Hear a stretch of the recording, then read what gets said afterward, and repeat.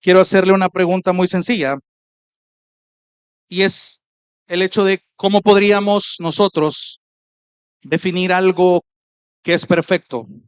En palabras sencillas, ¿cómo usted, cuáles son las palabras o las frases que a usted se le viene a la mente cuando quiere describir que algo es perfecto, que alguien es perfecto?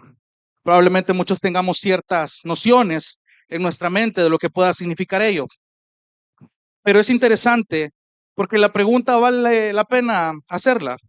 Y algo perfecto, en palabras sencillas, es algo que es impecable, algo que reúne el más alto nivel de excelencia. Si algo es perfecto, ya no puede ser mejorado, porque no existe nada superior a lo que ya es. Ahora, es interesante porque cuando hablamos de perfección, tenemos que hablar de la santidad de Dios. Todos nosotros en algún momento nos hemos topado con este tema, que hablar de la santidad de Dios es un tema que al parecer las personas le huyen, las personas le temen, y no digamos referente a la santidad que Dios demanda de nosotros, de sus hijos. Predicar hoy a cualquier persona, incluso a los más jóvenes, de santidad es, según la opinión de muchos, es algo anticuado, es algo legalista, es cultivar un cristianismo legalista. Hablar de santidad de Dios ahora parece ser un tema que la gente teme enfrentar. Y en cierto sentido tienen razón de tener cierto temor. Y aquí es donde me parecen tan acertadas las palabras de un teólogo llamado Aidan Wilson Tozer, que es más conocido como A.W. Tozer. Permítame citar algo que él dice, que quiero que se grabe en su mente, que es lo que vamos a estar llevando a lo largo de este estudio que he titulado La perfecta santidad de Dios. Y escuche las palabras de este teólogo refiriéndose a la santidad de Dios, tratando de darnos un concepto que logremos digerir de la santidad de Dios en su sentido más bíblico. Y cito, él dice, supongo que lo más difícil de comprender intelectualmente acerca de Dios es su infinitud, pero usted puede hablar de la infinitud de Dios y no sentirse un gusano. Pero cuando usted habla de la santidad de Dios, no solo tiene el problema del entendimiento intelectual, sino además una sensación de vileza personal que es casi demasiado para soportar. Quiero que se grabe muy bien esto, porque la santidad de Dios es uno de los temas que usualmente es muy mal comprendido, muy mal vivido, muy mal aplicado, muy mal comprendido, no solamente a nivel teológico, sino que eso debe afectar nuestra vida práctica. Y a lo largo del Antiguo Testamento, el pueblo de Israel nos da el ejemplo perfecto de un pueblo escogido por el Señor, de un pueblo que afirmaba confiar en el Señor, que vio la santidad mostrada de una manera más literal de parte de Dios, y aún así esta gente no supo reconocer, ni honrar, ni vivir a la luz de esa maravillosa verdad como es la santidad de Dios. Ahora bien, quiero que pongamos algo en claro, hermano. Quiero que se quite todos los extremos de este tema, porque va a ser importante para este estudio. Es decir, tenemos en el pueblo del Señor, porque creo firmemente que a pesar de que hay muchos creyentes esparcidos en iglesias donde no se predica una sana doctrina, Dios en su soberanía poco a poco va obrando en ellos. Ahora bien, existe el extremo liberal, donde hablar de santidad en este grupo de personas es que yo puedo vivir una relación con Dios, yo puedo tener ciertas libertades, pero estoy dañando la conciencia de mis hermanos y no estoy honrando la santidad de Dios al cuidar a mis hermanos, al demostrar a mis hermanos, cosa que hemos visto en Corintios. Está el otro extremo de este grupo de hermanos que se aferran a una santidad legalista, una santidad que se puede reflejar hasta en la manera de vestir, en la manera de hablar, en la manera de pensar, y que no pueden comportarse de cierta manera porque se encierran en un cuadro de legalismo tan pesado, tan tóxico, que la gente no quiere conocer la santidad de Dios, no quiere honrarlo porque le parece algo demasiado imposible de entender y mucho menos de aplicar. Y por eso es que hay tantos escándalos dentro de ambos círculos. Pero ¿cuál es el punto de vista bíblico que trata de darnos a entender el Señor con tal de que su santidad sea mejor comprendida y por lo tanto mejor valorada para que sus hijos puedan honrarlo a través de sus vidas? Porque ese es el reto, hermanos. Hemos visto un 2023 donde han venido pruebas y aflicciones. Y la santidad de Dios juega un papel muy importante en cómo nosotros reaccionamos ante las pruebas, ante los conflictos, ante los problemas que lleguemos a tener unos con otros y aún con nuestra lucha con nuestros propios pecados. Ahora bien, quiero que observe que en estos 13 versículos, a lo largo de todo también el capítulo 20, Dios aquí nos está enseñando cómo su santidad se muestra hacia el ser humano con el fin de que éste obedezca su instrucción. Ahora bien, quiero que veamos dos escenarios que vamos a estar estudiando a lo largo de este estudio. En estos dos escenarios donde Dios muestra su santidad es, número uno, cuando Dios anuncia su juicio, y el escenario número dos, cuando Dios ejecuta su juicio. Présteme atención porque en estos dos escenarios vamos a ver realidades intrínsecas acá que realmente nos dicen mucho acerca de la santidad del Señor basado en este acontecimiento de Números capítulo 20. Pero antes permítame ponerle rapidito en un contexto. Yo sé que Números no es un libro como que muy popular a la hora de leerlo, de poder exponerlo ante un domingo de culto, pero es interesante cómo libros como Levítico, libros como Números, incluso ayudan a entender muchos libros más del Nuevo Testamento. Y en el caso de Números, hermano, es un libro donde se nos detalla una serie de acontecimientos donde el pueblo de Israel estaba en el desierto. Por ejemplo, se lo resumo así. De los capítulos 1 al 14 de Números, el tiempo que pasó fueron 2 años después de los acontecimientos de Éxodo. Es decir, lo del Mar Rojo, la esclavitud de Egipto. Ahora bien, de los capítulos 15 al 19 no hay un detalle cronológico, sino se nos habla de algunas leyes establecidas por el Señor y otros acontecimientos que no tienen mayor relevancia para el orden cronológico. Es decir, tenemos 37 años no documentados de Israel vagando por el desierto, hasta que a partir del capítulo 20, que es el texto que nos compete hoy, se nos muestra el detalle de que se encuentran en el año 40. Ya pasaron todos estos años, que este año es el último registrado antes de que Israel llegara a la tierra prometida, donde Israel viajó desde Cades hasta las llanuras de Moab que estaban enfrente del río Jordán, que básicamente eso es lo único que los separaba de la tierra prometida. Entonces, luego de tantos años, quiero que piensen esto, luego de tantos años donde esta generación se pudo ver a Dios manifestarse de formas sobrenaturales, sacándolos de la esclavitud egipcia, haciéndoles cruzar a través de un mar, proveyendo un alimento que jamás volvió a existir. Y definitivamente ver eso, por lo menos a nosotros, debería de ser motivo suficiente para poner nuestra confianza en Dios. Al menos eso fue lo que tuvo que haber pasado con el pueblo de Israel. Era un motivo suficiente para ver que este Dios que les había prometido que los iba a sacar de la esclavitud y ahora los estaba sacando y les estaba proveyendo de un alimento en medio del desierto, era motivo para que el pueblo confiara en el Señor. Claro que sí. Pero gracias al texto, sabemos que el escenario no fue así.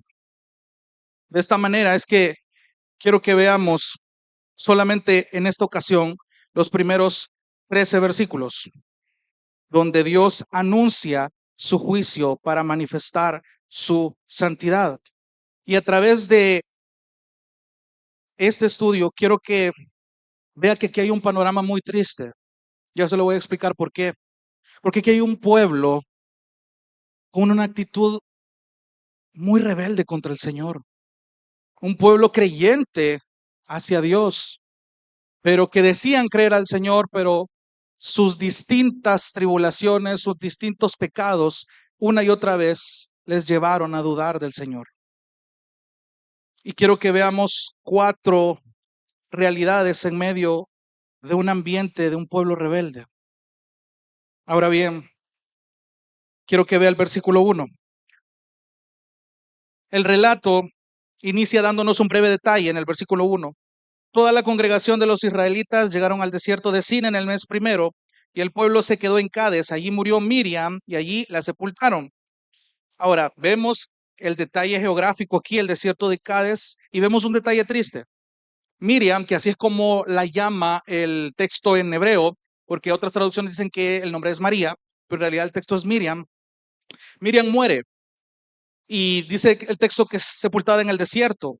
No se nos da un detalle mayor, hermanos, pero definitivamente no es casualidad que esto esté añadido. Era Miriam, era la hermana de Moisés, la que arriesgó su vida de joven cuando lo escondió, cuando era un bebé. La misma persona que la Biblia registra que dirigió un cántico luego de que Israel cruzó el Mar Rojo. Pero esta misma Miriam, curiosamente, junto con su hermano Aarón, fue la que expresó una falta de gratitud y de inconformidad al quejarse de su propio hermano, cuando en Números 12 se nos cuenta que ellos murmuraron contra su propio hermano. Y su argumento fue, bueno, ¿y acaso que Dios no habla por medio de nosotros también? Ese fue el argumento de María. Y en Números 12 se nos dice que Miriam, así la vamos a llamar, fue castigada por Dios con lepra y fue echada del campamento por 7 días. Ahora, el pueblo de Israel también tuvo un historial de quejas, pero increíble, hermano. Quiero que me preste atención con esto. En Éxodo 12, apenas había pasado un mes y medio de haber cruzado el Mar Rojo. Y empezaron a quejarse por la falta de comida. ¿Y qué hace Dios? Les provee de maná. Ya en Números capítulo 11, el pueblo se queja porque estaban hastiados del maná. ¿Y qué hace Dios? Les manda codornices. Y en los capítulos 12 y 13 de Números, el pueblo se queja de la tierra que los espías fueron a reconocer porque les parecía una locura que alguien como ellos iba a poder enfrentarse a los gigantes y a todos los paganos que tenían ejércitos grandes ahí. Y se quejaron. Claramente hubo un velo que les impedía confiar en el Señor. Y en el capítulo 16 se nos presenta de Números a alguien llamado Coré, quien junto con otros líderes se quejan contra Moisés a un nivel tan extremo que llegan a cuestionar su liderazgo y Dios los castiga de una forma severa. Y eso, por lo menos, ver eso debió hacerle un clic al pueblo de Israel, de decir, ¿qué está pasando? ¿Cómo Dios está respondiendo a esto? Eso por lo menos debió despertarlos de su falta de gratitud, reaccionar de su queja constante y producir un temor reverente. Eso hubiera sido lo más lógico. Pero ¿sabe qué pasa? Al ver esto, se vuelven a quejar. Y Dios ese día mató a 14,000 de ellos. Sí, ahí está en la Biblia. Dios mató a 14,000 personas. Cuando la vara de Aarón floreció como señal para los rebeldes y que las quejas cesaran, ¿sabe qué hizo el pueblo? Se volvió a quejar. ¿Sabe lo que ellos decían? Bueno, acabaremos por perecer todos entonces. ¿Cuál es esa actitud? Présteme atención porque todo esto es el contexto para que usted vaya entendiendo lo que va a leer después. Mire el historial que tenía este pueblo. Ver las manifestaciones en respuesta a la queja, al pecado, a la falta de gratitud hacia Dios. Entonces llegamos al versículo 2 del capítulo 20 y se vuelven a quejar. Versículo 2. Dice, y no había agua para la congregación y se juntaron contra Moisés y Aarón. Présteme atención. Lo más razonable, luego de haber sido testigo de cómo Dios juzgó la queja en ocasiones anteriores, hubiese sido lo más sensato rogar a Dios por agua con una buena actitud. Pero ¿qué hizo el pueblo? Se queja otra vez. Pero aquí esto se incrementa porque presentan una queja tras otra. Cabe aclarar, hermano, que si usted le presta atención y tiene con qué subrayar, Es interesante que a lo largo de todo el capítulo 20 se repite muchas veces la palabra congregación, y esto es intencional de parte del autor, porque quiere dejar bien en claro que todo el pueblo, la totalidad del pueblo de Israel estaba involucrado en todas las situaciones que se viven en este capítulo. Entonces dice, se juntaron contra Moisés y Aarón, versículo 3. El pueblo discutió, dice aquí, con Moisés y le dijo, presta atención, ojalá hubiéramos perecido cuando nuestros hermanos murieron delante del Señor. Pausémonos ahí. La palabra ojalá en el idioma hebreo expresa la idea de si tan solo hubiéramos tenido la opción de. ¿Saben el anhelo que se les pasó por la mente? Es que por el contexto estaban diciendo, hubiéramos preferido tener la opción de morir con todos aquellos que estuvieron en la rebelión de Coré. Ellos preferían morir con los 14,000 que Dios mató. Y eso es una locura. Y eso no termina ahí. La queja continúa, versículo 3, ojalá hubiéramos perecido cuando nuestros hermanos murieron delante del Señor. Versículo 4, ¿por qué pues has traído al pueblo del Señor a este desierto para que nosotros y nuestros animales muramos aquí? Ahora, la pregunta es interesante porque nos está comunicando la perspectiva que esta gente tenía de la situación. Culpaban a Moisés de traerlos al desierto solo para morir. Esa era su idea de su propósito, eso era lo que les pasaba por la mente a los israelitas, que era su gran propósito luego de salir de Egipto, morir. O sea, olvidaron completamente que Dios los sacó de ahí y les prometió, de hecho, a Abraham en Génesis 15, que su descendencia le iba a entregar esa tierra. No olvidemos eso. Pero la queja no acaba ahí. Volvamos a leer versículo 4. ¿Por qué pues has traído al pueblo del Señor a este desierto? ¿Para qué? Ese era el propósito que ellos pensaban que tenían. Para que nosotros y nuestros animales muramos aquí, versículo 5. ¿Y por qué nos hiciste subir de Egipto? Para traernos a este miserable lugar. O sea, hay otra pregunta, hay otro señalamiento hacia Moisés de ser el causante de traerlos desde Egipto a un propósito que según ellos era morirse en una tierra horrible. Y es gracioso en ese sentido, porque la queja inicialmente era por agua, pero terminaron quejándose de sus líderes, de su tierra, de su condición y hasta de su propia vida. Y aquí hay una gran verdad. Hermanos, la queja solamente es una evidencia de la ingratitud que tenemos.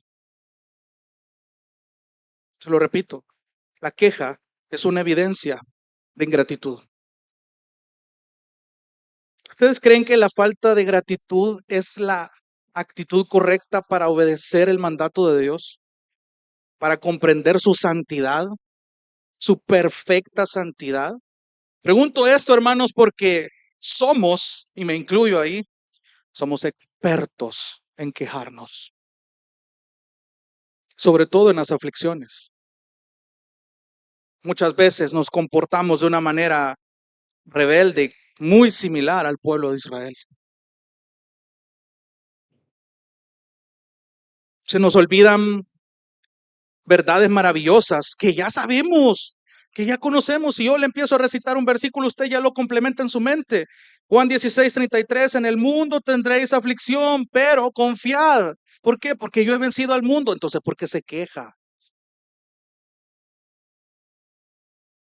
Cuando tenemos una actitud correcta y tenemos bien presente en nuestra mente las verdades de Dios reveladas en su palabra, lo que menos vamos a hacer es quejarnos contra Dios. Al contrario, su Espíritu Santo que habita en nosotros hoy nos inclina a ser agradecidos por su sostén en las aflicciones. Orad sin cesar, den gracias en todo. Lo dice la palabra del Señor. Y es interesante porque a pesar del ambiente de queja, Dios de manera misericordiosa, y ese es el segundo punto, Dios misericordiosamente ofrece una instrucción. Versículo 5. ¿Por qué nos hiciste subir de Egipto para traernos a este miserable lugar? No es lugar de siembras, ni de higueras, ni de viñas, ni de granados, ni aún hay agua para beber. Mire, la queja era por agua, pero mire por todo lo que estaban haciendo ya. Versículo 6, entonces Moisés y Aarón fueron de delante de la asamblea a la puerta de la tienda de reunión y se postraron sobre sus rostros. Quedémonos hasta ahí. Moisés y Aarón estaban siendo presionados por la queja del pueblo. Eso era una realidad. Pero como líderes establecidos por Dios para Israel, ellos no pensaron, présteme atención, ellos no pensaron en resolver esta situación a su manera. Pudieron haberse preocupado por su reputación e intentar quedar bien frente al pueblo, darles el discurso con la mejor labia que usted se puede imaginar para calmarlos. Hubiera sido un interesante método, pero el texto nos está diciendo que estos líderes reconocían que luego de 39 años, si de algo estaban completamente convencidos, es que las cosas en Israel no se resolvían a su manera, sino a la manera de Dios. Se dirigen hacia la puerta del tabernáculo de reunión con la intención de buscar al Señor. Y se postraron sobre sus rostros. ¿Sabe lo que esto implica? ¿Sabe lo que esta acción implicaba y comunicaba? Una actitud de una dependencia total hacia el Señor.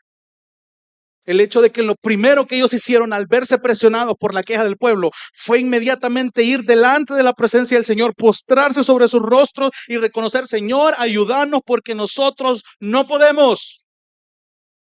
No podemos. Sabían que nadie más que Dios podía lidiar con sus necesidades. Reconocían sus limitaciones. Ellos no podían suplir la necesidad del pueblo a su manera. Como líderes, sabían que necesitaban una instrucción de parte de Dios.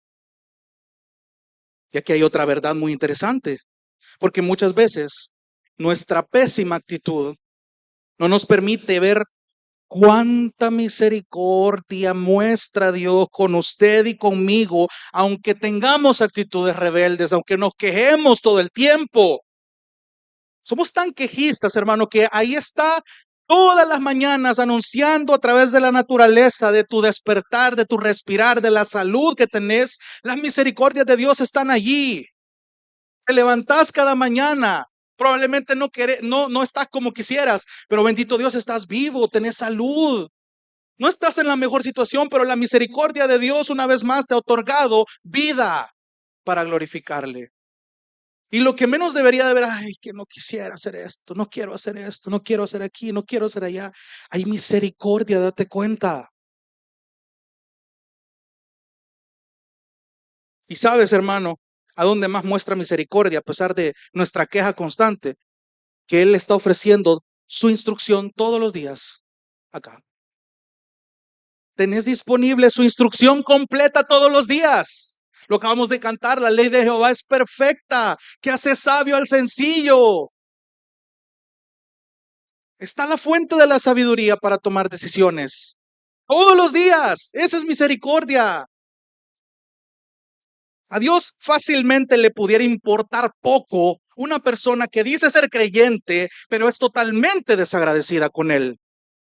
¿Sería justo que tuviera consecuencias esta persona? Claro que sí, se las merece. Pero Dios, en su misericordia, sostiene esta vida. Y el texto más conocido respecto a esto, Lamentaciones 3:22, por la misericordia de Jehová, no hemos sido consumidos, porque nunca decayeron sus misericordias. Entonces, ¿por qué se sigue quejando? ¿Se lo puede el texto? Vívalo entonces, medítelo. Un teólogo dice por ahí, el Señor no solamente es mucho más misericordioso de lo que creemos, sino que es mucho más misericordioso de lo que merecemos. Versículo 6.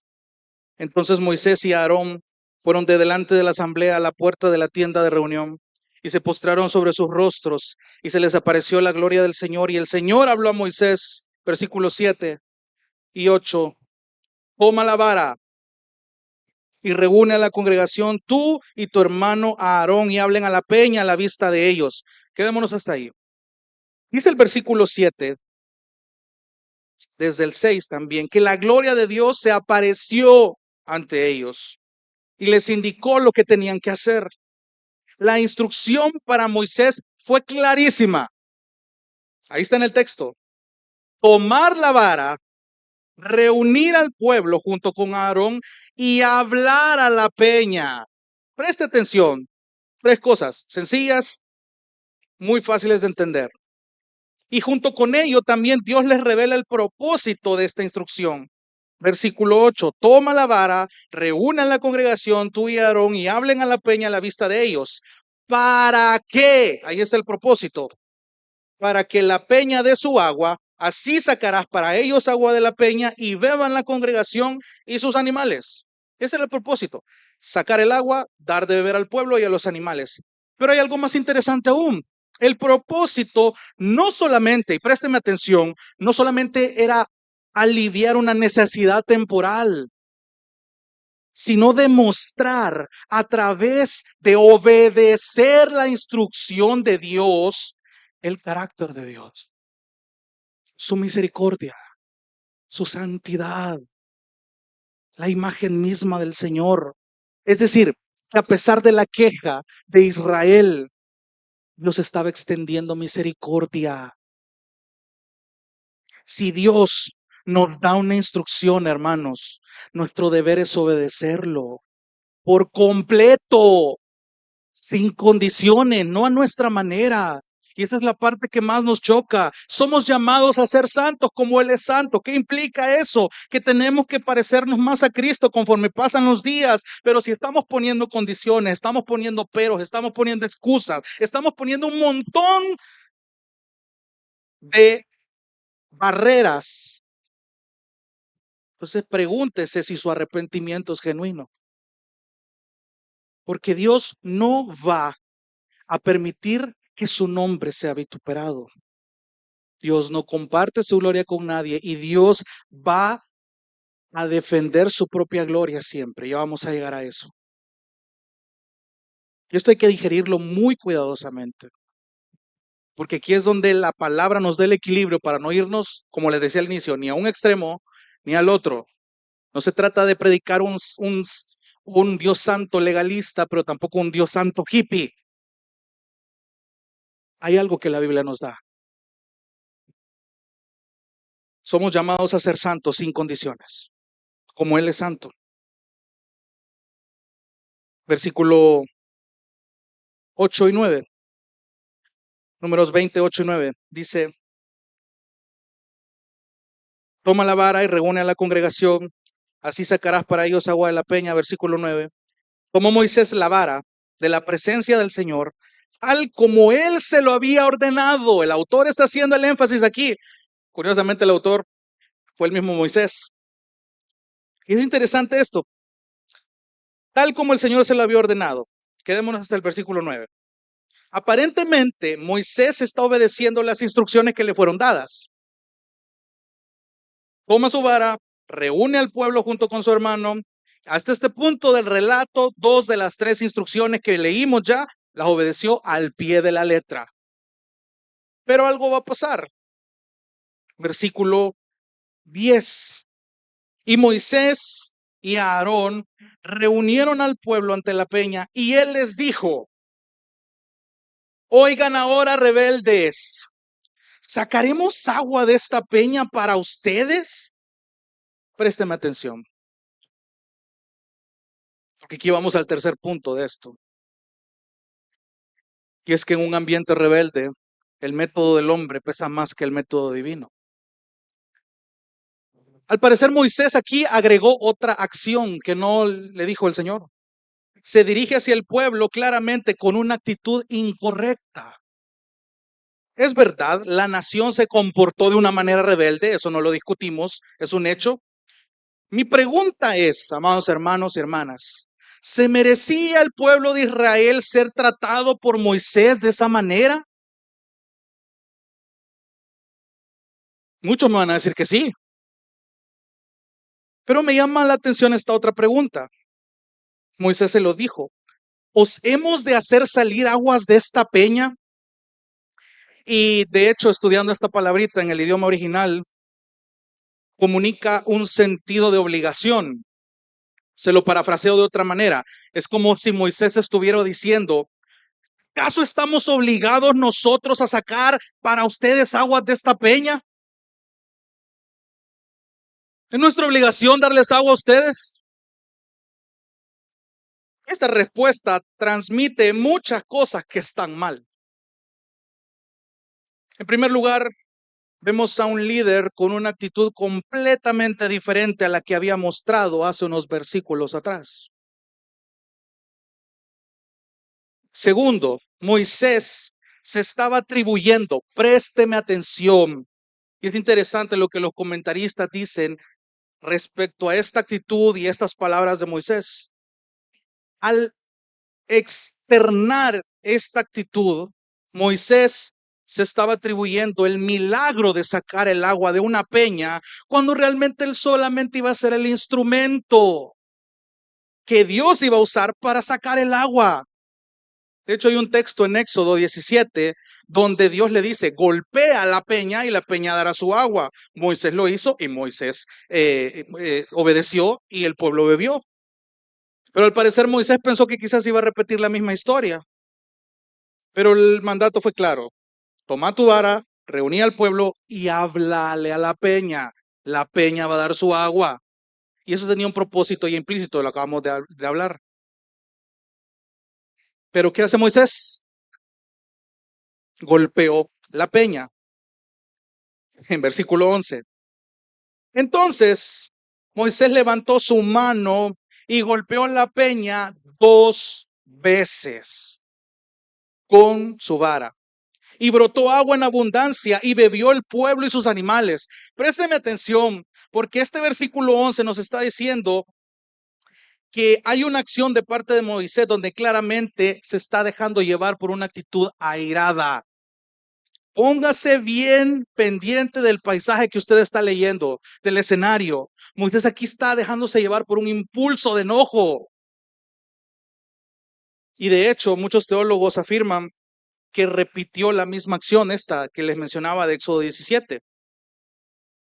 Y se confió del mandato creyendo que él se iba a anticipar al Señor, que le iba a hacer un favor al Señor, que le iba a ahorrar la molestia al Señor, que se iba a creer más sabio que Dios. Mira, yo te puedo sugerir que mejor golpeo la peña 2 veces porque este pueblo me ha molestado un montón.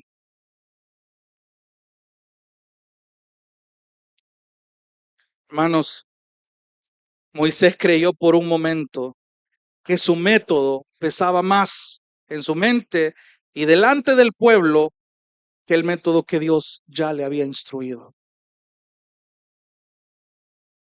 Claro, el propósito se cumplió.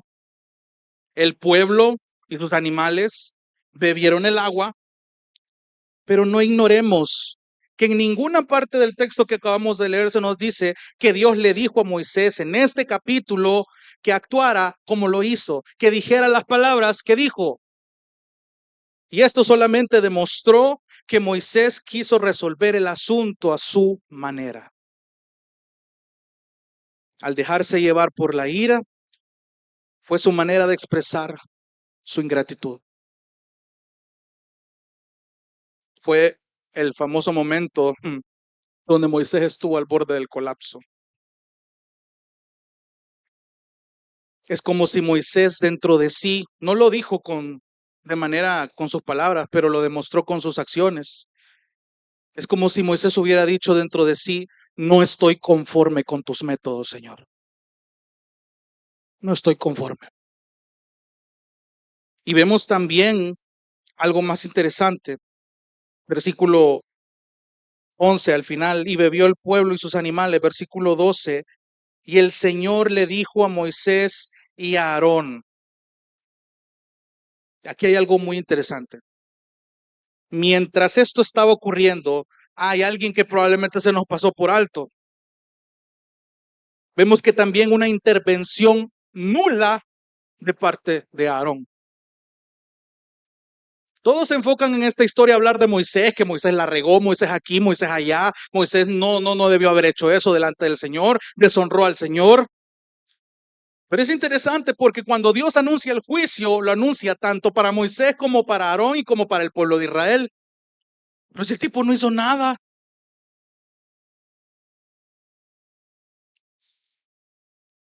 De nuevo, ¿sabe cuál fue la intervención de Aarón? Nula.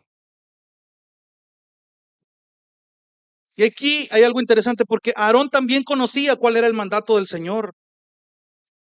Él tenía el conocimiento de cuál era el método que Dios había instruido, pero no dijo nada. No lo exhortó, pudo haberlo detenido. Él pudo haberlo hecho, estaba con él. Hey, hermano, así no es la cuestión. Acordate lo que Dios nos dijo. No es esta la manera. Pero no hizo nada. Tristemente, el pueblo de Dios está igual en estos tiempos. El método del hombre para hacer iglesia es mejor que el método divino que Dios ya dejó en su palabra. Y esto debe llevarnos a la reflexión, hermanos. Debemos esforzarnos por ser defensores del diseño divino, del método divino. Cuidarnos de todas aquellas formas que parecen atractivas al mundo, pero que se alejan del diseño de Dios, que se alejan del método de Dios, que se alejan de Dios mismo, que no buscan honrar su santidad perfecta. Porque cuando el pueblo ama su pecado y pierde su rumbo, eso hace que la santidad de Dios valga cero en estas iglesias. Muchas veces somos como Aarón. Estamos viendo que la iglesia está comportándose de una forma incorrecta. Estamos viendo que hay un montón de cosas que se predican. Hay un montón de cristianos que viven una vida que no refleja la santidad de Dios y nadie está haciendo nada. Prefiero yo colocarme en mi cristianismo, en mi burbujita, y yo tengo mi rutina de ir jueves, domingo, los grupos de oración, algún discipulado que yo pueda tener, mis tiempos devocionales, y mi burbuja no pasa de aquí y el Señor. Si la santidad de Dios nos llama a ser santos como Él es santo, eso implica salir de esa burbuja. Lo dijimos en el estudio de los jueves de Filemón. Somos llamados a reflejar la santidad del Señor, pero no lo vamos a hacer estando cómodos, hermanos. Y de nuevo, cito lo que vimos los jueves. Dios muchas veces va a tener que sacudir nuestras vidas a través de pruebas y de tribulaciones para que entendamos que no tenemos que estar cómodos. La santidad exige un precio, es un precio sacrificial. Bienvenido al cristianismo, hermano. La santidad de Dios exige que nosotros muramos. Y eso duele. Eso no le gusta a nadie que ama su pecado. Le recuerdo la cita de A.W. Tozer. Cuando yo entiendo la santidad de Dios, no puedo entenderla sin primero yo sentirme menos que un gusano. Solamente entendiendo quién es Dios podemos saber realmente quiénes somos nosotros y entonces adoramos al Señor por la obra que Él ha hecho en nosotros a pesar de lo que somos.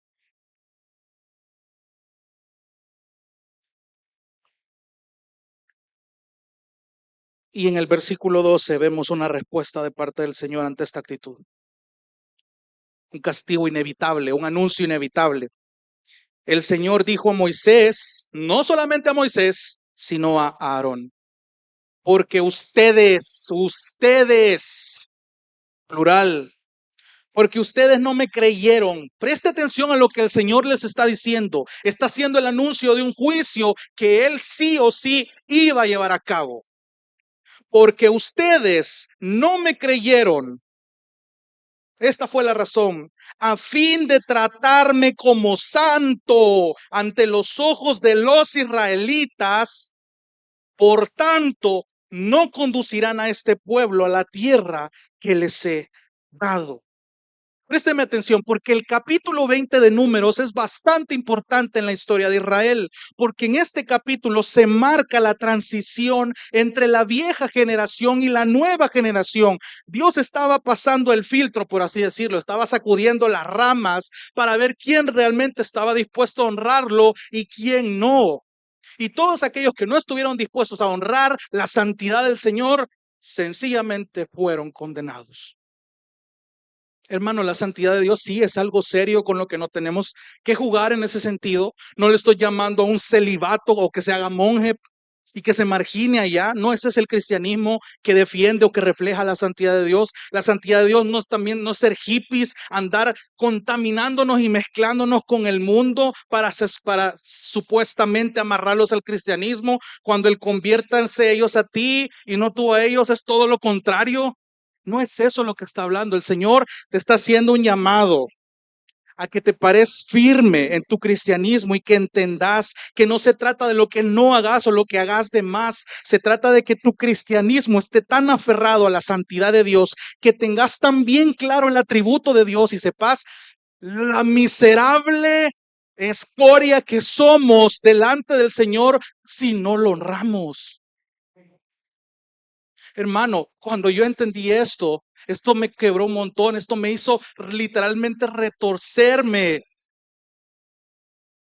Porque cuando yo me pongo a pensar en si la gloria del Señor realmente descendiera a este lugar, literalmente, ustedes y yo ya estuviéramos muertos. Esto tiene implicaciones innumerables, pero yo quiero que piensen un momento. ¿Cuál es el chiste, por así decirlo, de que usted venga acá, que estudie la Biblia, que escuche a cualquier persona parado acá por una hora y usted regrese a su casa y no entendió nada o solo volvió a ver el sermón? Y sí, qué bonito, hermano. Hermano, cada vez que usted viene acá, cada vez que usted ora, cada vez que usted intenta dedicar un tiempo, que espero que lo esté haciendo, al Señor, usted entienda que usted busca su santificación porque el Espíritu Santo está renovándolo día con día. Mi oración es que su anhelo por glorificar el nombre del Señor a través de su vida sea mayor que antes, porque cuando la santificación progresiva está notándose cada día más, ya sea mucho, sea poco, usted está anhelando ser más como Cristo. Porque anhelamos una meta donde en la eternidad dice la palabra que todos vamos a tener un cuerpo glorificado. ¿Por qué? Porque estos cuerpos corruptos se van a morir si se irradian ante la majestad del Señor. Y usted lo sabe, hermano, pero a veces la manera de vivir que demostramos pareciera que no anhelamos nada de eso. Y es algo tan vano y quiero hacer una reflexión en esto, hermano, porque es importante antes de terminar este estudio. Entender la santidad de Dios es algo tan básico, pero es tan importante. ¿Por qué, hermano? Dios, y eso lo vamos a estudiar primeramente el próximo estudio, a la gente le choca, y de hecho lo hablamos con unos hermanos hace poco, la gente le choca decir que Dios ama su propia gloria. Présteme atención, esas pocas palabras es una gran verdad. Dios ama su propia gloria y está dispuesto a defenderla. Y bajo la base de esa verdad que le acabo de decir, es que Él hace lo que hace. Por mi nombre yo he jurado, dice el Señor. Por esto es que yo hago esto. Por eso es que a veces me da risa que mucha gente canta: tú eres fiel para conmigo, tú eres fiel a mí, tu fidelidad, Señor, es grande porque es para mí. Eres fiel a mí, tú no me fallas y yo. Cuando la fidelidad de Dios no es hacia mí, no es hacia lo que yo haga, no es hacia lo que yo soy, es porque Dios ama su propia gloria y está dispuesto a cumplir lo que ha prometido, porque su gloria está en juego, su santidad está en juego. Si Él dijo que el que empezó la buena obra la va a terminar, lo va a hacer no porque lo que hagas vos o lo que haga yo, es porque Él ama su propia gloria. Y esto nos choca porque no nos cabe en la cabeza, en nuestra mente corrupta, que eso puede llegar a ser algo egoísta. Dios no es como nosotros, hermanos. Dios ama su propia gloria y eso es bueno. Porque basado en esa verdad es que Él mandó a su Hijo a morir por ustedes y por mí. Dios en obediencia buscó glorificar al Padre porque Él ama su propia gloria y basado en esa realidad nos amó a nosotros. Qué bueno que Dios ama su propia gloria, porque nos amó a nosotros en Cristo. Y cuando su Espíritu Santo es depositado en ustedes y en mí, el Espíritu pone un fuego, y no quiero ser muy emocional con esto, ese fuego, esa inquietud, ese anhelo por glorificar a Dios, porque Dios ama su propia gloria. ¿Te das cuenta, hermano? Todo tiene sentido en la obra de la Trinidad. Dios ama su propia gloria. El Hijo buscó la gloria del Padre en su obra y el Espíritu Santo en los creyentes busca la gloria de Dios. Entonces mi pregunta es, ¿qué buscamos nosotros? ¿Dinero, riquezas, un buen trabajo, un buen matrimonio, éxito ministerial? ¿Te das cuenta y perdonen la expresión, pero lo basura de tus anhelos a comparación de la santidad de Dios?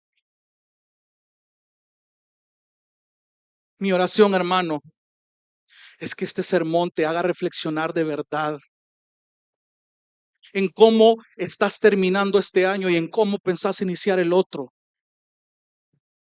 ¿Cuál es tu concepto de la santidad de Dios? Porque eso va a afectar la manera en que tomas tus decisiones, en cómo resolves conflictos, en cómo es tu manera de quejarte ante las circunstancias. Cuando sabemos quién es Él, sabemos quiénes somos nosotros. Y cuando sabemos quiénes somos nosotros realmente, sabemos quién es Él. Tenemos razones para cantar, tenemos razones para entender lo que cantamos, tenemos razones para disfrutar la comunión, orar por aquellos a quienes les está costando anhelar esta santidad, aquellos a quienes les está costando renunciar a ellos mismos. La cruz es pesada, yo sé. La santidad es una carga que parece imposible cuando la queremos modelar a nuestra manera. No cometamos el mismo error de Moisés y de Aarón. No se resuelve ante nuestras maneras en arranques de enojo, en arranques de ira. Es depender exclusivamente de Dios y de la realidad de que Él es santo.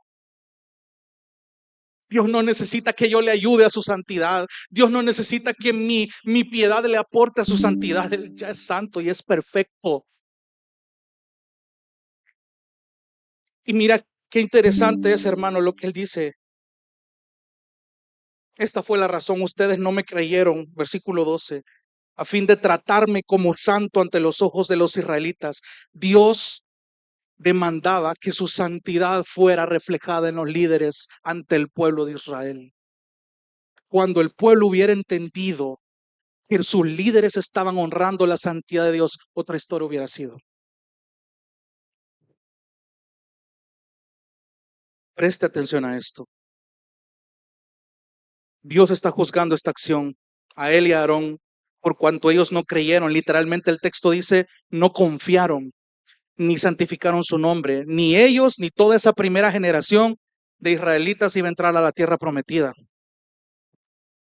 Y es interesante esto, fíjese, porque el sentido de la palabra confiaron comunica una causa. Préstenme atención aquí. Es decir, esta confianza en la instrucción del Señor debía ser la causante para que la acción de la obediencia fuera cumplida por parte de Moisés y Aarón. Y eso iba a traerle la gloria a Dios delante del pueblo. Por lo tanto, para ser más preciso, el pecado no fue tanto la acción de golpear la peña, fue la actitud, la ira que Moisés mostró, fue la falta de confianza en el mandato de Dios como para obedecerlo. Y eso le costó a toda esa generación su entrada a la tierra, exceptuando a Josué y a Caleb, claro. Y es interesante porque ya Dios había mostrado y indicios de anunciar este juicio en Números 14:26. Vayamos rapidito en estos 8 minutos que me quedan. Números 14:26, más atrasito. Una de las tantas quejas del pueblo. Presta atención, Números 14:26. Dice,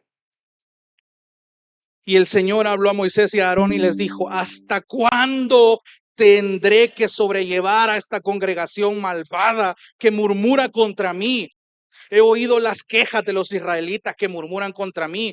Diles, vivo yo, declara el Señor, que tal como han hablado a mis oídos, así haré yo con ustedes. Versículo 29, en este desierto caerán los cadáveres de ustedes, todos sus enumerados, de todos los contados de 20 años arriba, que han murmurado contra mí, de cierto que ustedes no entrarán en la tierra en la cual juré establecerlos, excepto Caleb, hijo de Jefoné, y Josué, hijo de Nun.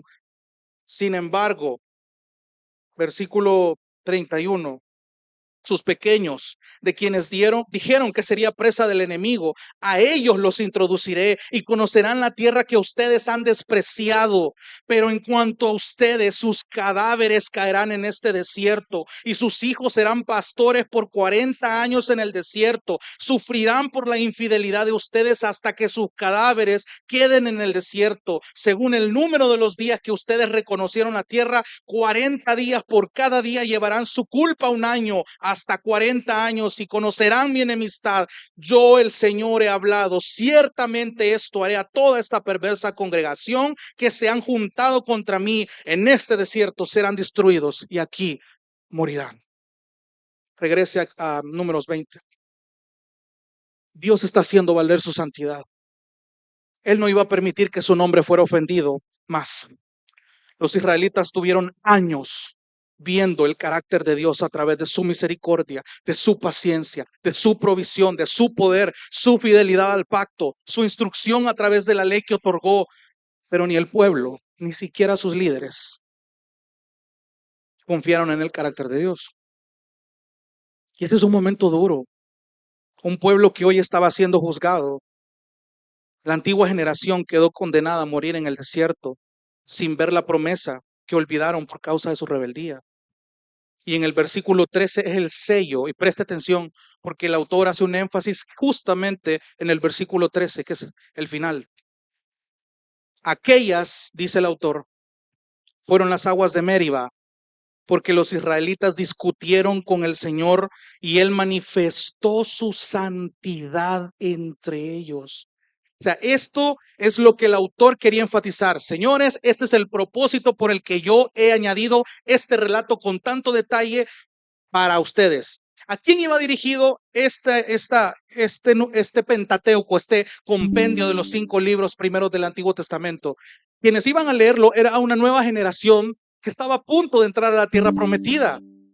Estaban viendo el testimonio de lo que sus antepasados hicieron y el consejo de Moisés de señores, esto pasó por rebeldes, por quejistas, por no honrar la santidad que Dios tanto defiende y que Dios con celo está dispuesto incluso a eliminar a todo aquel que no sepa honrarlo. No hagan lo mismo. No lo hagan. Esa era la instrucción. Aquellas fueron las aguas de Meriba, aguas de la rencilla, lo traduce otra versión, donde los israelitas contendieron, dice, y es interesante, y con esto termino, porque esta palabra Meriba, que significa contienda, rencilla, disputa, donde fue marcado el antes y el después entre la primera y la segunda generación. Piensa en los israelitas que leyeron esto por primera vez, de nuevo. Es como si Moisés les estuviera diciendo, señores, el pueblo se rebeló constantemente contra Dios, atentó contra su santidad y hubieron consecuencias. Obedezcan lo que Dios les diga. ¿Y qué tiene que ver la santidad de Dios con todo esto, hermanos? Bueno, vale la pena preguntarnos todo eso. ¿Fue justo que Dios castigara a Miriam después de lo que había hecho? ¿Fue justo el castigo sobre Moisés y Aarón? ¿Fue justo el castigo sobre el pueblo de Israel? Es interesante porque Dios estaba siendo juzgado por el mismo pueblo que se atrevió a cuestionar sus planes, sus métodos. Imagínate al nivel que llegó esta generación. Yo no estoy de acuerdo con los métodos de Dios, hermano. Cuidado si en tu mente rondan esos pensamientos, porque te puede llover sobre mojado y en algún punto, al borde del colapso, puedes llegar a pensar eso. Yo no estoy conforme con los métodos de Dios, no estoy conforme como me tiene, no quiero esto, yo quisiera que Dios me tuviera así, así, así. Mi vida estuviera mejor si Dios me contestara esta oración y esta y esta. Entonces, ¿dónde queda tu concepto de la santidad de Dios? Si somos llamados a ser santos, somos llamados a ser como Cristo. Y si Cristo se sometió a la voluntad del Padre, ustedes y yo somos llamados a hacer lo mismo. Me remito a Romanos 12:2. No se conformen a este siglo.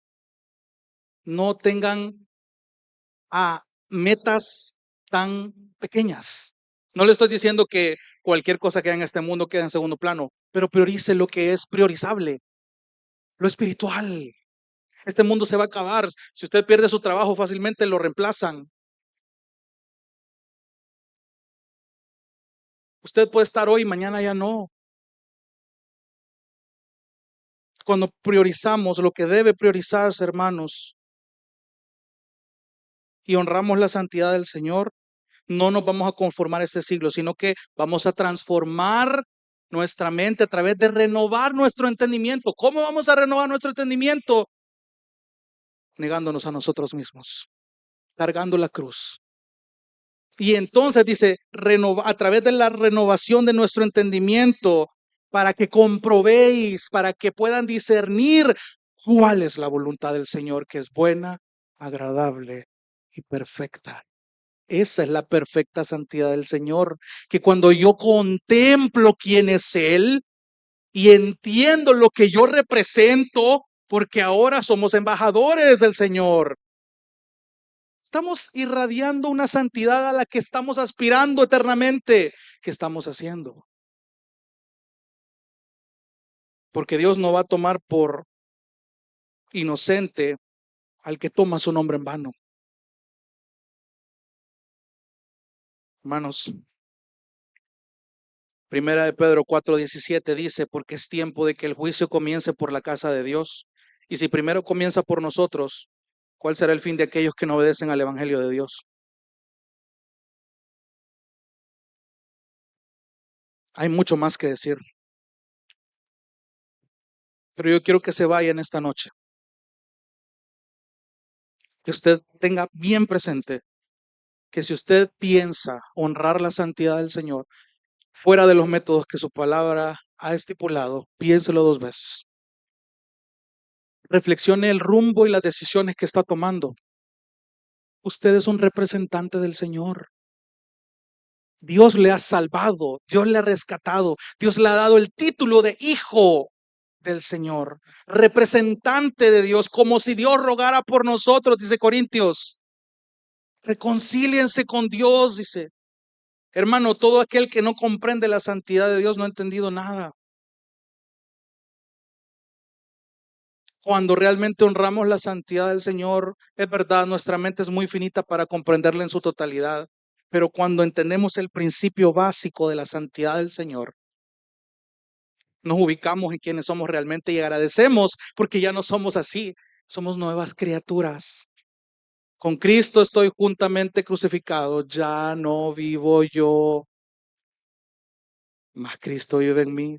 Las cosas viejas ya pasaron, todas son hechas nuevas. Nuevos anhelos, nuevos deleites, nuevas decisiones, nuevas aspiraciones. Amado hermano, termine el 2023 de una buena manera. Comience a anhelar más esta eternidad, esta santidad. No una santidad legalista, no una santidad liberal, la santidad bíblica, la santidad que lo ubica en quién es y que no discrimina a nadie en ese sentido. Estamos dispuestos a llevarnos, a confrontarnos, a consolarnos y animarnos unos a otros. Porque como lo acabamos de cantar, quien pone y quita a los reyes, quien aviva el fuego de 1000 soles con poder, dice, todo estas obras sobrenaturales que Dios hizo en la creación, y la mayor obra sobrenatural que es considerada un milagro es que un pecador que no quería nada con el Señor ahora quiere vivir para Él. Ese es el mayor milagro que Dios ha hecho en nosotros y glorificamos al Dios santo por ello. Vamos a orar.